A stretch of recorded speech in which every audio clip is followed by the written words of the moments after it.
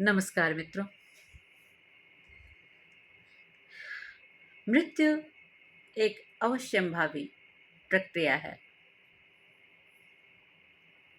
जीवन के साथ मृत्यु जुड़ी हुई है।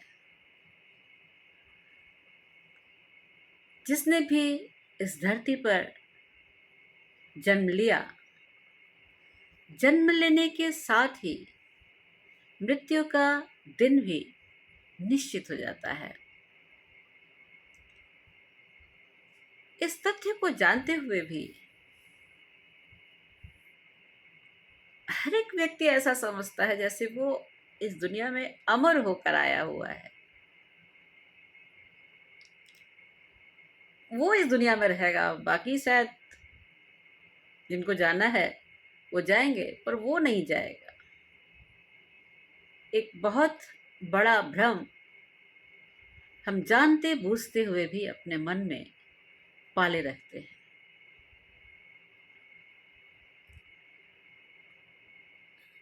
आइए आज आपको हम एक छोटी सी कहानी सुनाते हैं।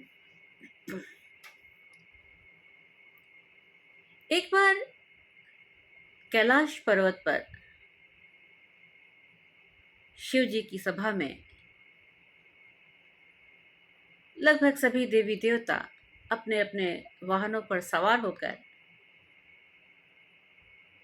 उनसे मुलाकात के लिए पहुंच रहे थे।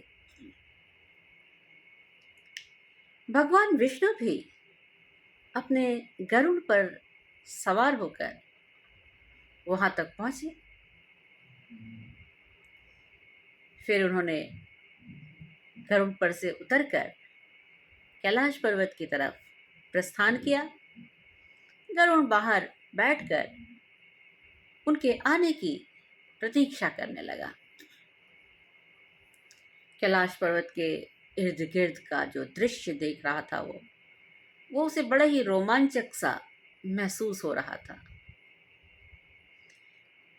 प्रकृति के नजारे को देखते देखते गरुड़ की नजर दूर एक चट्टान पर बैठी हुई बड़ी खूबसूरत सी रंग बिरंगी छोटी सी चिड़िया के ऊपर गई, जो शायद गीत गा गाकर, मीठे मीठे गीत गाकर सभी आने वालों का स्वागत करती हुई सी प्रतीत हो रही थी।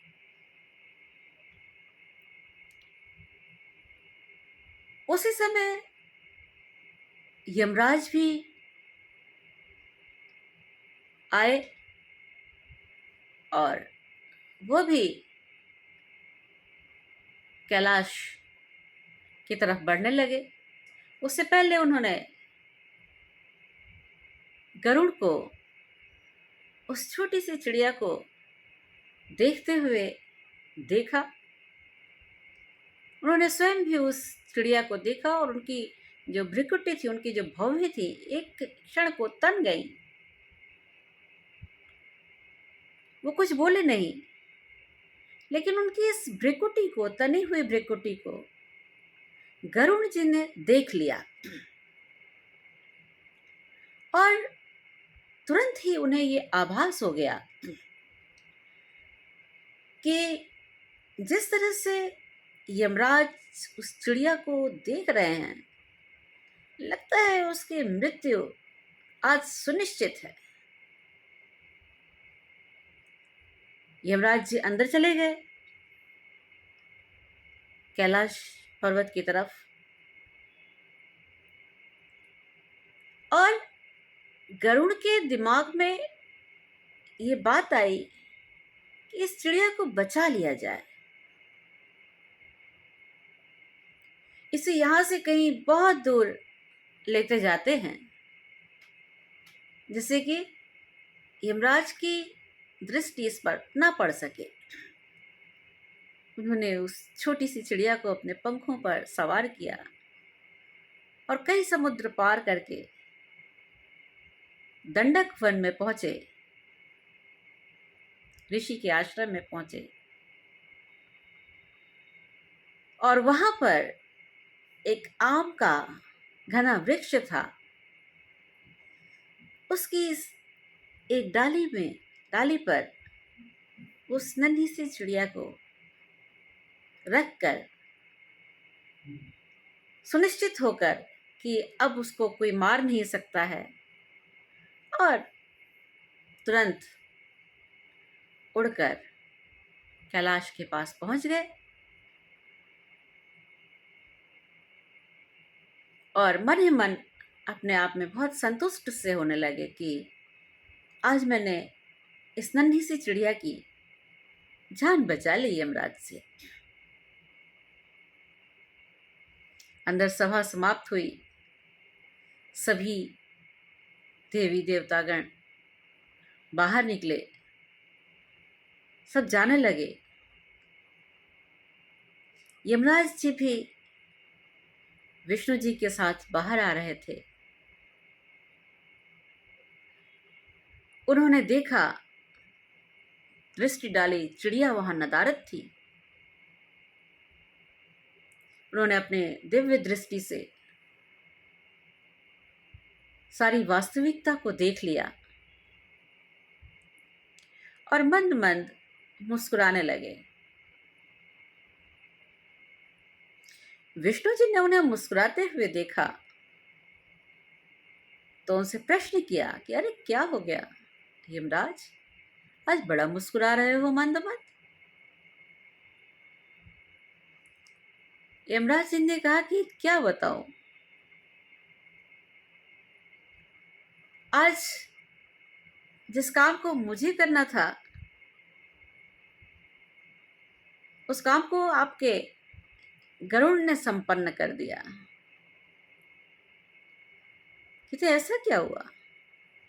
कहते जब मैं यहां पर आया था तो वो चिड़िया जिसकी मौत आज सुनिश्चित थी विधान में, उसको मैंने देखा और उसको देखकर मेरी भ्रिकुटी तन गई थी। मैं सोच रहा था कि इसे तो वो समुद्र पार आम के वृक्ष पर एक अजगर के मुख का ग्रास बनना पड़ेगा, और ये हजारों मील दूर यहां बैठी हुई है, कैसे वहां तक पहुंचेगी? पर मैंने सोचा पहले सभा कर लेते हैं, सभा में हो लेते हैं, फिर देखते हैं। लेकिन यहां निकलने के बाद मैंने ये अपने अंतर्दृष्टि से देख लिया है कि चिड़िया जो है वो वहां तक पहुंच भी गई थी और वो अजगर के मुख का ग्रास बनके खत्म भी हो गई। जब गरुड़ ने यह सुना तो उनका मन जो है वो महसूस कर रह गया कि ये उन्होंने क्या कर डाला। वो तो उस चिड़िया की जान बचाना चाहते थे, और ये क्या कि वो इस चिड़िया को खुद ही मौत के मुंह में छोड़ा। और उन्हें ये एहसास हुआ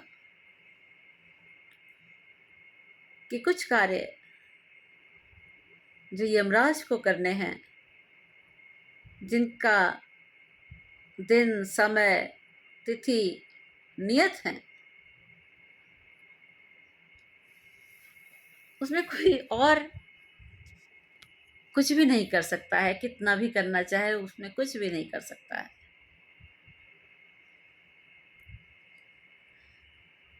तो ये छोटी सी कहानी जिसमें आपने सुना कि वो जो खूबसूरत सी नन्ही चिड़िया थी उसे किस तरह से मौत का सामना करना पड़ा। उसको रोकना भी चाहा मारने से तो वो बच ना सकी। ठीक यही हाल हम मनुष्यों का है।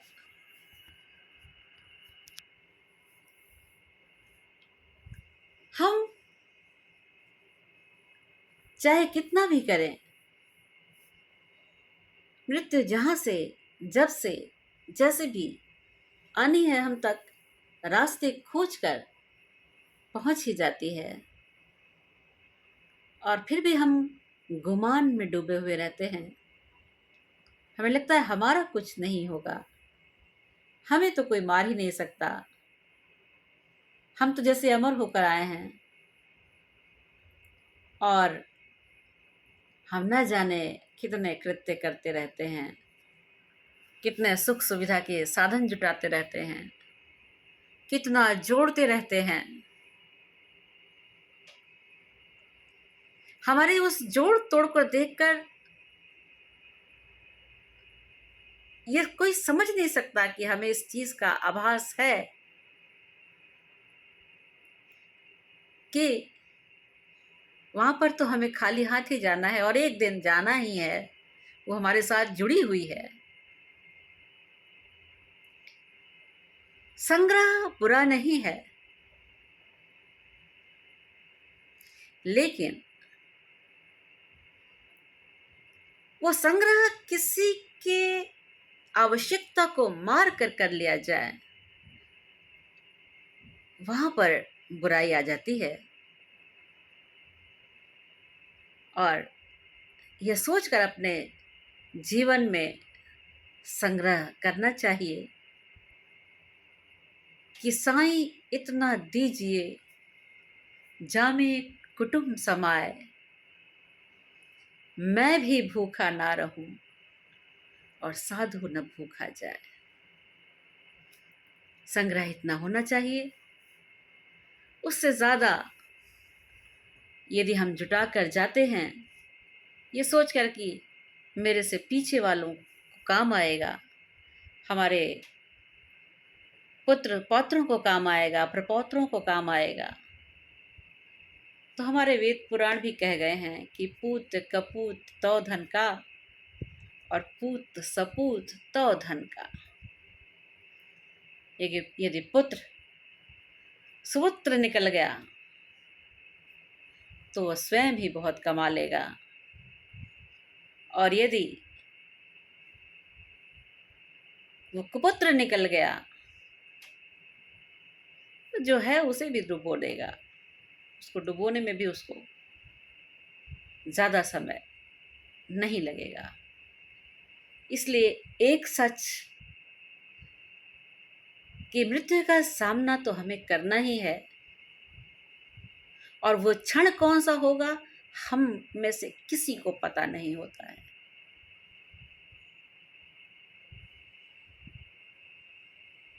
किसी को भी पता नहीं होता है इतने साल बाद या इतने साल बाद या इतने साल बाद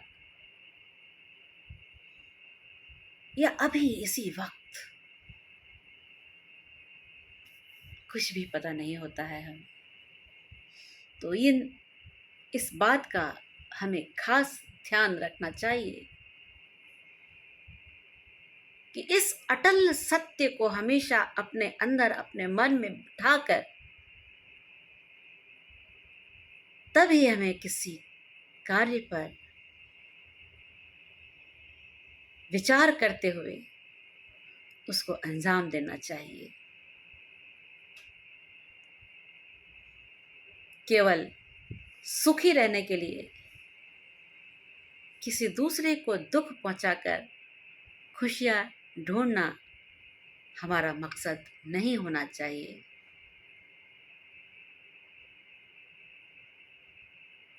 हम खुद भी जिए जब तक हैं और दूसरों को भी जीने में मदद करें।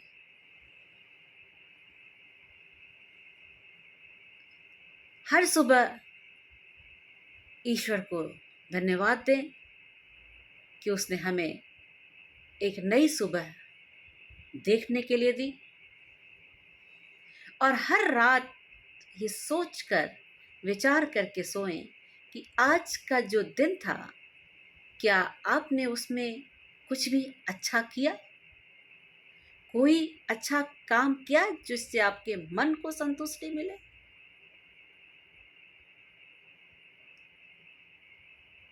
अगर ये दो चीज़ें लेकर हम अपनी जो नियत समय हमें मिला हुआ है ज़िंदगी का, यदि हम जिए तो इस देश दुनिया से जो बहुत सारी ऐसी चीज़ें हैं जो कि अनायास ही हमें तंग कर रही होती हैं, चाहे दिल से, चाहे दिमाग से, चाहे शरीर से, बहुत हद तक कम हो सकती हैं, बहुत हद तक कम हो सकती हैं यदि हम वास्तविकता को गूंथते हुए आगे की तरफ बढ़ें। तो उम्मीद करती हूँ कि आपने हमारी अ, कहानी के द्वारा कहानी में छिपे हुए संदेश को समझा होगा और जीवन की नश्वरता को समझा होगा।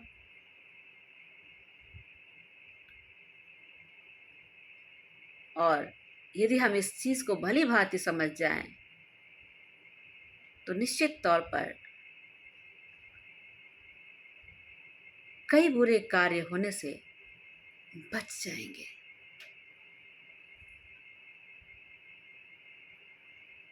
तो इन्हीं शब्दों के साथ मैं आज अपनी वाणी को विराम देती हूँ और एक बार फिर से आपसे विनम्र अनुरोध करती हूँ कि यदि आपने अभी तक हमारे चैनल को सब्सक्राइब नहीं किया है तो प्लीज़ इसे जल्दी से जल्दी सब्सक्राइब कर लें और अपने विचार हम तक ज़रूर भेजें कि आप किस विषय पर, अच्छे विषय पर हमसे सुनना चाहते हैं। कविता, कहानी, उदाहरण, कथानक, जो भी आप सुनना चाहते हैं उसे अपनी राय दीजिए हमें। हम उस पर निश्चित तौर पर अमल करने की कोशिश करेंगे। और यदि वीडियो अच्छी लगी हो तो उसे लाइक और शेयर भी अवश्य करिएगा। तो चलते हैं, अपना और अपनों का ख्याल रखिएगा। नमस्कार।